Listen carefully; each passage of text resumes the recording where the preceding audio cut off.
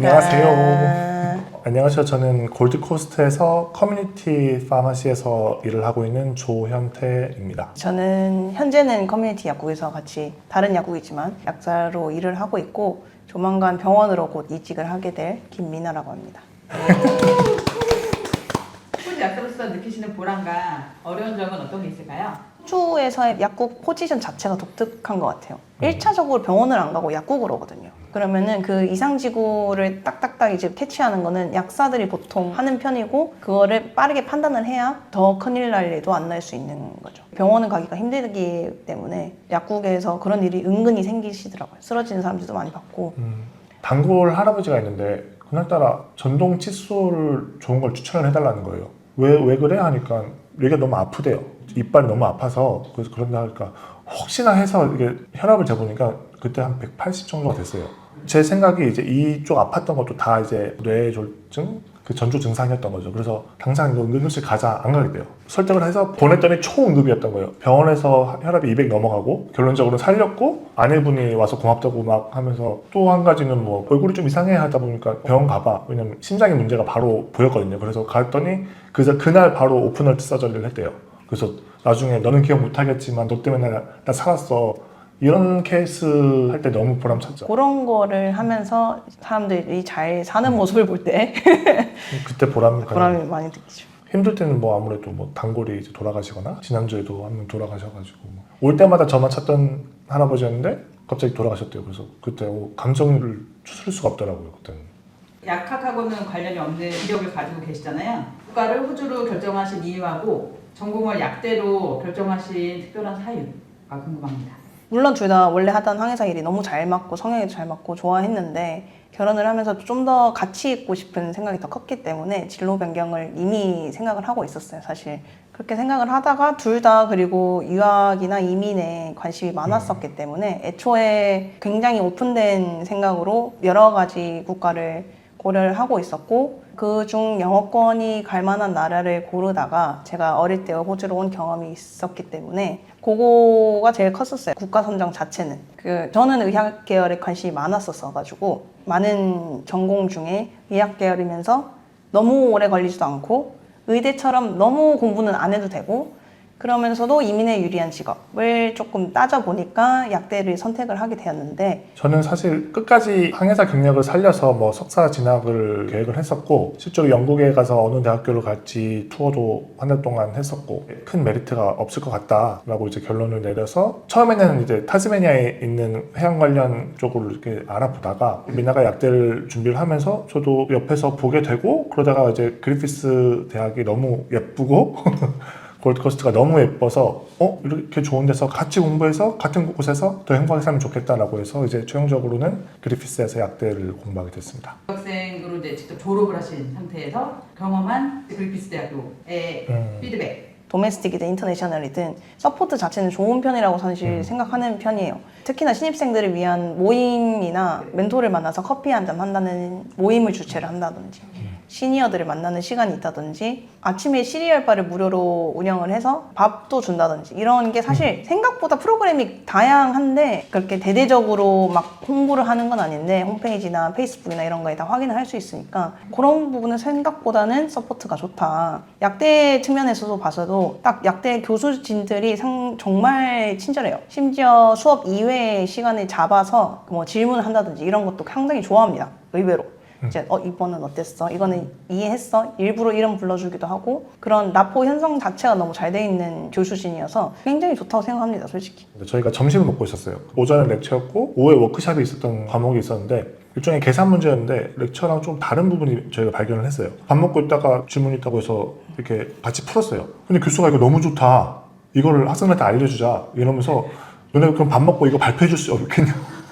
즉석으로 발표 준비를 했다. 실제로 발표도 했어요. 그래서 발표를 해가지고 워크숍 때 발표하고 그래서 그런 서로 또 계속 공부하는 스타일인 것 같아요. 교수도 공부하고 우리도 공부하고 더 좋은 방향에 나아가는. 어떤 교수 중에는 엄청 한국인이 보기에는 정말 잘 가르치는 교수가 있어요. 귀에 딱딱 박히게 하는 교수가 있는데 근데 현지인들이 또 안 좋아하더라고요. 커뮤니케이션 없다고. 네, 이런 부분에서 문화적인 차이가 확실히 있는 것 같아요. 근데 전반적으로는 정말 좋았어요. 이제 또 그거 별개로 유학대 공부량 자체만 봐서는 생각보다 정말 많습니다. 생각보다 많고 생각보다 빨리 지나가요. 양이 많아서. 그래서 그 매주 하는 양을 이해 못하고 그때그때 못 쳐내면 나중에 이만큼 밀리거든요. 그러면은 상당히 힘들어요, 사실. 생각보다 캐치를 잘 해야 되고, 특히나 지금 이거 영어로 수업도 듣고 이해를 해야 되고 암기하고 시험 대비하는 거잖아요. 그래서 생각하는 거에 한 두세 배는 더 노력이 들어가는 부분이다. 1, 2학년 때야 뭐 그냥 솔직히 교양 수업 위주이기 때문에 다른 학과도 같이 듣는 뭐 화학이라든지 해부학이라든지 해서 보통은 사지선다형이 조금 많은데 3, 4학년이 올라오면 전공 수업을 듣게 되거든요. 그렇게 되면 서술형이 점점 많아져요. 영어로 이제 서술을 해야 된다는 점, 팀플도 많아지고 이렇게 되면 페일률이 이제 높아집니다. 물론 한국 학생들은 워낙 공부도 잘하고 이제 학업에 집중을 하니까 페일을 할 일이 없는데 그래도 한두 명씩은 꼭 페일을 하더라. 해외 대학이라서 입학이 쉬워가지고 가볍게 오시는 분들이 생각보다 많더라고요. 근데 졸업은 힘들 수 있다는 거를 조금 명심해 주셨으면 합니다. 뭐 실습은 제가 알기로 대학교마다 실습 학년이 조금씩 다 다르거든요.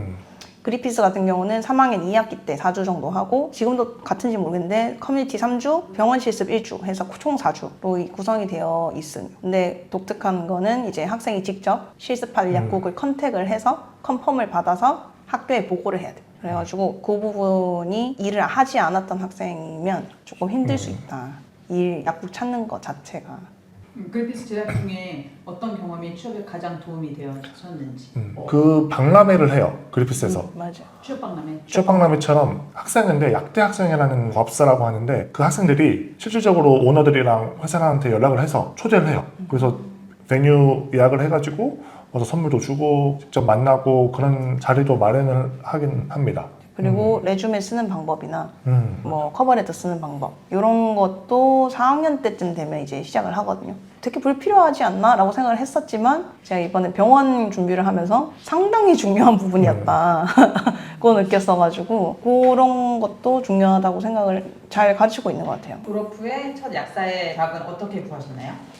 저 같은 경우에는 사실 3학년 실습을 하고 나서 그 약국에서 바로 실습 끝나자마자 오퍼가 왔어요. 계속 학생 약사로서 일을 같이 하자. 그리고 이제 졸업할 때쯤에 이제 인턴 자리가 오퍼가 났고 인턴을 하면서 이제 풀타임으로 우리랑 같이 가자 해서 어떻게 보면 3년 이상 쭉 같은 곳에서 일을 하고 있는 상황이죠. 민나 같은 경우에는 조금 이제 다른 케이스고요. 저도 이제 실습이 첫 근무였고 좋게 봐주셔서 학생으로도 계속 일을 했고 인턴 오퍼까지도 사실 다 받았고 잘 마무리를 했는데 다른 약사가 일하기에는 조금 작은 약국이었던 거예요. 그래서 이제 약사로는 길게 못 가겠다라고 저도 판단이 되고 오너도 오히려 이렇게 작은 데보다는 다른 데 가는 것도 괜찮다. 너가 돈을 벌어야지. 그래서 호주에서 어떻게 돈이 살래? 없으면 안 돼. 돈 벌어야지. 파트타임이라도 일을 할래? 라고 해서 억셉트를 아빠처럼. 했고 네, 완전 그렇지. 아빠 진짜 호주 아빠처럼. 그러면서 이제 제가 구직 활동을 시작했습니다. 그게 이제 올해 초죠. 12월에 레지 살자마자 이제 1월부터 면접을 한 3군데 봤는데 결과적으로는 3군데 다 오퍼를 받았거든요. 면접을 볼 때 제일 많이 중점으로 보는 질문들을 정리를 조금 해봤는데 보통은 이제 처음부터는 지원 동기. 뭐 예를 들면 왜 이 약국에서 일하고 싶은지, 왜 그 약국은 일을 안 하고 이렇게 이직을 하고 싶냐고 물어봐요. 그러면은 사실 뭐 돈 때문일 수도 있고 자리가 없어서 쫓겨난 걸 수도 있고 그런 변명을 이쁘게 포장을 잘 해야 되고요. 그래서 저 같은 경우는 사실 어쨌든 자리가 없는 것도 있었지만 너무 작은 약국이었기 때문에 할 수 있는 서비스가 많진 않았어요. 약국이 하는 서비스가 정말 많은데 그거를 다 못하고 있어서 이제 어필을 또 잘 했고 또 다른 질문 중에서는 너의 장점은 무엇이냐 뭐 예를 들면 커뮤니케이션을 잘한다 난 레귤러들을 잘 치는다 그렇게 물어보고 그러면 너의 장점을 드러나는 에피소드를 하나 얘기를 해줘 이제 그러면 열심히 생각을 해봅니다. 이제 그게 상당히 많이 잘 물어보고 들어봤던 독특한 질문 중에 하나는 뭐냐면 새로 이제 레지를 한 상태니까 앞으로 어떤 약사가 되고 싶은지 물어보더라고요. 이제 와서 생각해보면 브랜드마다 추구하는 약사가 달라요. 자기들이 원하는 인재상이 다르기 때문에 그런 질문을 하는 것 같더라고요. 인터뷰 보고 3개월 뒤에 연락이 왔어요. 일해줄 수 있냐고. 나중에 제가 매니저한테 뭐 너무 궁금해서 물어봤더니 너가 왔던 지원자들 중에 유일하게 이것저것 다 해보고 싶은 지원자였다. 본인들의 인재상에는 제가 더 맞았던 거예요. 본인이 원하는 약국이 있으면 그 인재상을 공부를 조금 해서 맞춰가는 것도 면접의 팁이지 않을까 싶습니다. 병원은 좀 다르게 보긴 해요. 병원은 세 가지 정도의 프로시저가 있는데 첫 번째는 이제 커버레터랑 레주메를 내는데 커버레터를 굉장히 자세히 봅니다. 두 장을 빡빡하게 적어야 되기 때문에 학교에서 잘 배워가지고 써야 됩니다. 커버레터에서 1차적으로 우르르 다 떨어뜨리고 이제 2차로 서류 제출을 하는데 그 중에 하나가 레퍼런스 체크.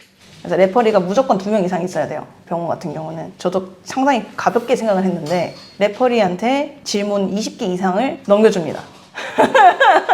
저도 몰랐는데 정말 사소한 것까지 다 물어보는데 예를 들면 콜식을 몇 번을 했냐 이런 것까지 물어본다고 하더라고요.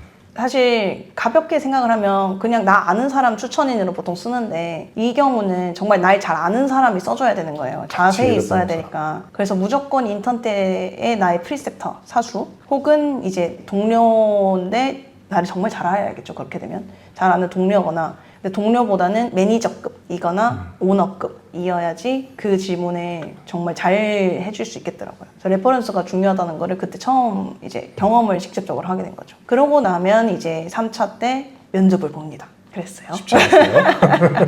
인터뷰도 3가지 정도로 나뉘더라고요. 첫 번째는 당연히 클리니컬. 왜냐면 병원 약사는 클리니컬, 임상적인 걸 많이 하기 때문에 클리니컬 놀리지가 얼마나 되냐. 근데 케이스 스터디. 케이스 스터디를 해요. 하나의 케이스를 주고 너의 생각은 어떻게 흘러가는지를 보는 게 커요. 그리고 두 번째는 리걸 에티컬처럼 이 병원에서 상황이 발생을 했을 때 너는 어떻게 액션을 취하겠는지. 그런 걸 물어보는데 사실 뭐 답을 원한다기보다는 어떤 생각을 하는지 궁금해하더라고요. 생각의 흐름을 보려는 질문이어서 내 생각의 흐름은 이렇다라고 보여주는 게 유리한 면접인 것 같다. 그러고 나서 이제 마지막 3차 면접은 그냥 약국 면접이랑 비슷하게 너는 어떤 걸 했고 일은 어떤 걸 하고 이런 거 물어보더라고요. 그래서 일반 커뮤니티 약국에서의 면접은 그 정도는 아니죠? 아니 그럼 일반 커뮤니티는 클리니컬은 아예 사실 물어보지도 않고 언제 어떤 일할 수 걸 있냐? 잘하냐 몇 년 동안 일했었냐, 스크립트를 하루에 몇 개 정도 쳐내는 약국에서 얼만큼 했었냐, 약사가 할 수 있는 범위가 좀 있거든요. 그래서 그런 것 중에서 너는 어떤 걸 할 수 있냐, 그래서 그거에 따라서 이제 급여가 달라지니까 그런 질문들을 많이 하지. 뭐 이렇게 전문적인 지식을 완전. 요구하고 이런 걸 당연히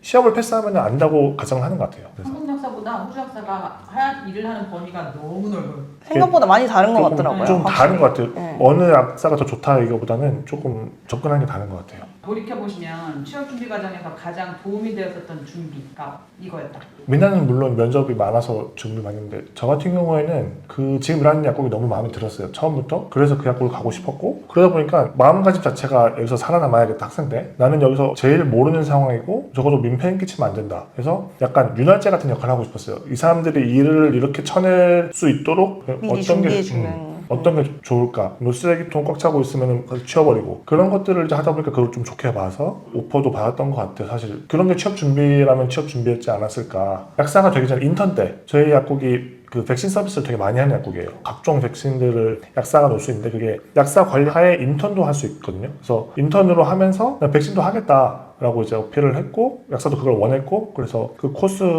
과정하는 비용을 이제 약국에서 내주면서 그것도 하나의 취업 어필이 됐죠. 생각보다 교육 지원을 해주는 약국들도 꽤 있습니다. 진짜 오너 바이 오너긴 한데 네. 그래서 그런 아까 인재상 말했던 부분도 저는 한다고 하니까 자기들은 서포트 해줄 수 있으니 롱텀으로 같이 갈 친구들이 그렇게 뽑는 거죠. 지원을 해주면 날라가면 안 되잖아요. 지원을 해줬는데 이제 그렇게 뽑더라고요. 대학이나 면접이나 실제 약국에서나 어쨌든 적극적인 그건 확실히 마인드셋과 애티튜드가 필요할 것 같아요. 그건 확실히 있다. 네. 못해도 영어에는 솔직히 둘째 문제고 영어는 둘째문제예요. 내가 뭘 잘하는지 내 자신이 알아야 어필을 할 수 있는 거기 때문에 영어는 둘째 문제고 자신감 있게 난 이거 할 거야 저렇게 할 거야 이렇게도 할 수 있고 저렇게도 할 수 있어 라고 어필을 하는 부분이 사실 면접도 그렇고 취업 준비에는 굉장히 도움이 됩니다. 마인드셋 하는 것도 좋고 학업에 큰 지장이 없는 한 웬만하면 학생 때부터 약국에서 일을 시작을 하는 게 좋아요. 왜냐면 제가 3학년 때 이제 코로나 끝나고 실습 지원서를 내러 가니까 제일 먼저 들었던 질문이 3학년인데 어느 약국에서 일해봤어? 무조건 약국 없어? 그래서 처음에는 사실 거절을 당했어요. 경력이 없다는 이유로. 운 좋게 나중에 다시 됐지만 학생 때 가능하면 일을 해라.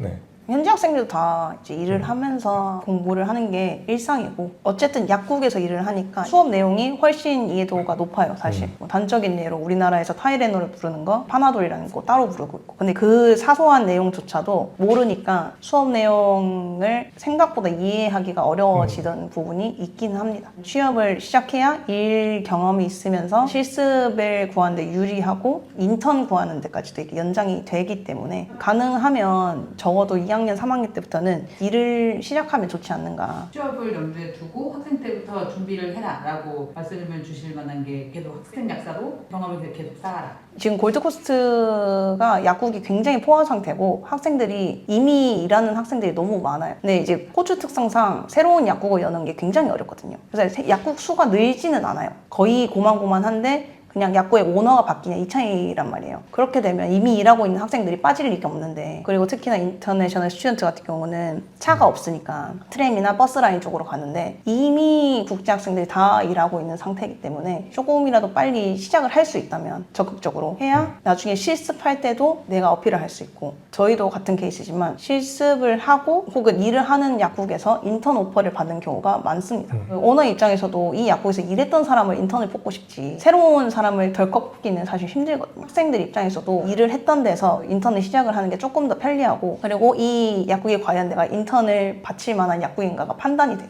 그래서 이제 취업을 조금 더 빨리 하라고 말씀을 드리는 거죠. 사실 그 일하는 것에 대해서는 저희가 추천을 많이 해도 어차피 개인 가치관이 달라서 맞아요. 난 좀 더 공부하고 준비됐을 때 하고 싶어 라고 하는 친구들이 사실 많아요. 근데 짬밥이라고 하죠. 경력이 있는 친구들이 그래도 뭘 하나라도 더 아니까 더 챙겨주고 싶고 더 알려주고 싶고 그런 게 좀 없지 않아 있습니다. 근무하시는 시간, 주 업무 이런 건 어떻게 되세요? 학생 때 일할 때는 스크립트를 접수하거나 아니면 이제 약사가 알려주는 카운슬링 포인트를 갖고 전달하거나 이게 이제 주된 업무였던 것 같고 인턴 때는 그래도 아무래도 이제 할 수 있는 스코업이 넓어지죠. 거의 준 약사라고 생각을 해서 모든 업무를 전반적으로 할 수 있는 기회도 주고 가르쳐주고 물론 이제 최종 검사만 약사한테 받는 거지. 이게 되게 신기한 게 약사 임금 찾아보면 나오거든요. 네, 인턴 임금이 first half랑 second half랑 달라요.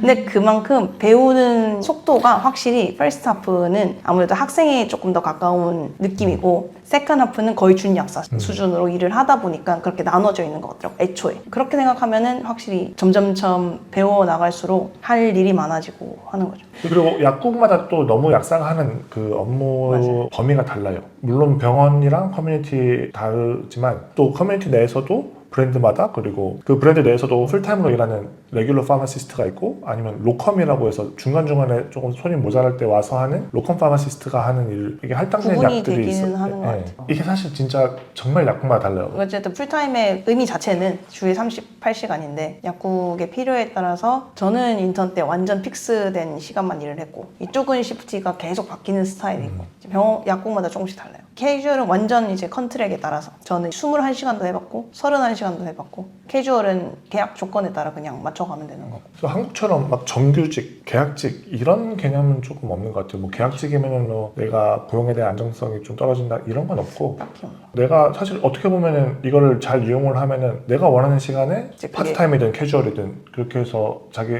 세금 적당한 선에서 세금 컷할 수 있는 선에서 행복하게 일을 하는 약사분들도 많고요. 너무 빨리 나와가지고 좀 당황스러운데 근데 저희 같은 경우에는 85점에 대해서 조금 디테일하게 말씀드리면은 그러면 두 분의 계획은 집 사기, 집사기 집을 돈 모으기. 집 사고 픽업 트럭 사서